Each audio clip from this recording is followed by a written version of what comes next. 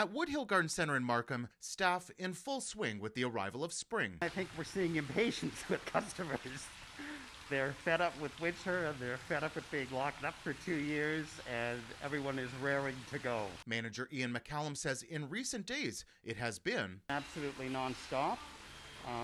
Our biggest problem is getting the supplies in.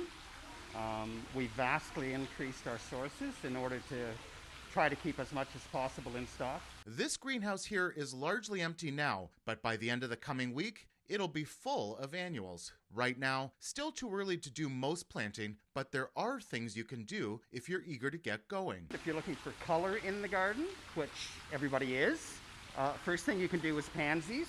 Believe it or not, they can go out in the garden. They can stay in the garden. A lot of people will do a pot by the front door or whatever, fill it with color. Granted, we're still going to get some nasty weather.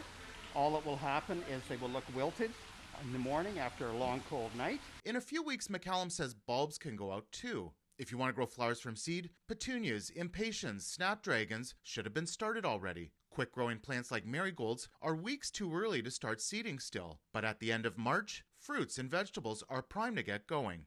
McCallum says using seeding containers with drainage holes, cover with a lid until the second set of true leaves show up, and then put the seeds in a lower temperature area. Also use potting or seeding soil, no triple mix. In each one of these little areas, you'll put 2 to 3 seeds. You always want to do more than one because some of the seeds won't come up. Just enough soil to cover them. You don't want to cover them too deeply. Now the depth will vary with the seed. The bigger the seed, the deeper you'll go.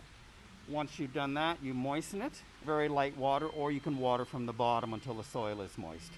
And then just keep them moist thereafter. You don't want to overwater, like they should never sit in water. Another thing you can do now, apply dormant spray to your trees to deal with insects or fungus diseases. Using a hose-in sprayer. Spray your tree top to bottom, so it's basically everything that's above grade.